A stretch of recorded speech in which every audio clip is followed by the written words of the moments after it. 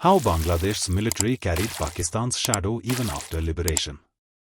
While the military does not act as a deep state in Bangladesh, the shadow of Pakistan's military influence lingered on in the country long after it gained independence from Pakistani rule.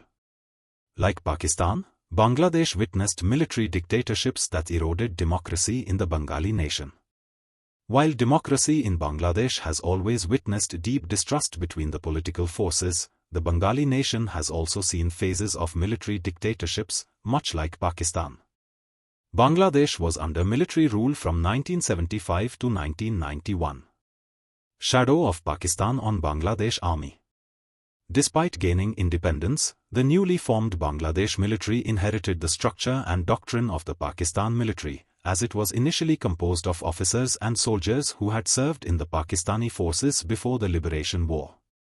The majority of high-ranking officers, most of whom repatriated from West Pakistan, were demoted and found themselves doing menial jobs after the Liberation War.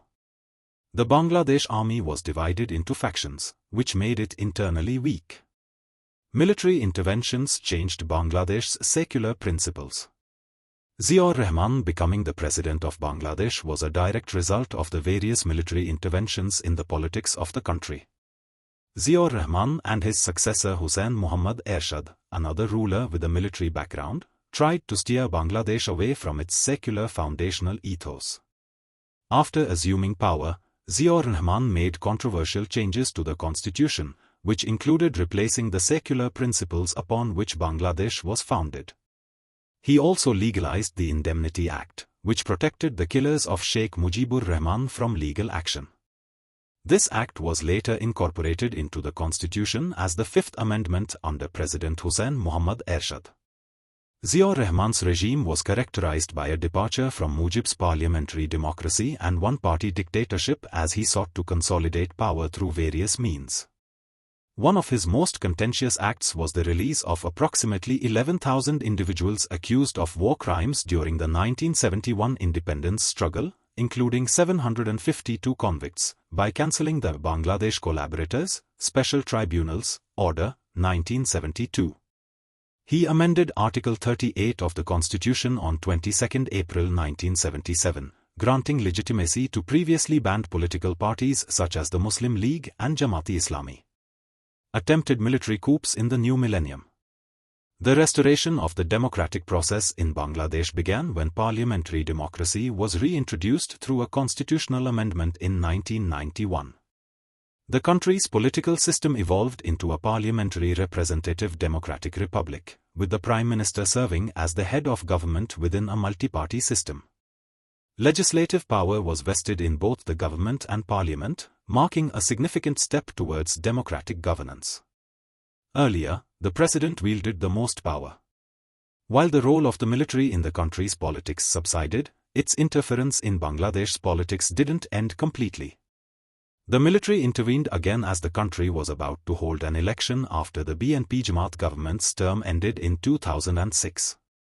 On 11 January 2007, Army Chief Lt General Moin Ahmad led a military coup that resulted in the formation of a military-backed caretaker government, CTG, outside constitutional provisions. Fakhruddin Ahmad was appointed the head of government, while President Iyajuddin Ahmad was coerced into maintaining his presidency under duress. Lt General Moin extended his tenure as army chief by 1 year and the rule of the CTG for 2 years. This period of military rule ended in 2008 after a parliamentary election was held in December, leading to a transfer of power to the Awami League led by Sheikh Hasina. But soon after Hasina's convincing win in the elections, Bangladesh witnessed a military uprising, and it was sponsored by Pakistan. The Bangladesh Rifles revolt took place on February 25 and 26, 2009. That was immediately after Sheikh Hasina won the parliamentary election. A section of the Bangladesh Rifles, BDR, a paramilitary force responsible for guarding the nation's borders, rose in revolt. The mutineers took control of the BDR headquarters in Pilkhana, Dhaka, resulting in the deaths of BDR Director General Shakil Ahmed, 56 other army officers, and 17 civilians. The unrest spread to 12 other towns and cities before the mutineers surrendered their arms and released the hostages following negotiations with the government.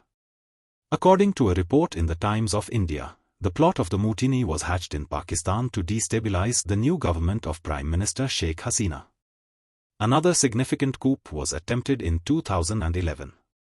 It was scheduled for January 11 to 12, 2012, but the coup was thwarted by the Bangladesh army in December 2011. The plotters aimed to establish Islamic law in Bangladesh and argued that they were acting as nationalists to prevent the country from becoming a puppet of India. A press conference on 19 January 2012 announced the foiling of the coup, and several officers, including retired ones, were arrested. As Bangladesh heads towards a democratic process beginning 7 January under the leadership of Prime Minister Sheikh Hasina, the dark chapters of military rule remain in the country's subconsciousness. Hopefully, the lessons of dictatorial regimes will help the country keep the military away from politics. Something its former Western wing, Pakistan, has unfortunately failed to do and paid for over the decades.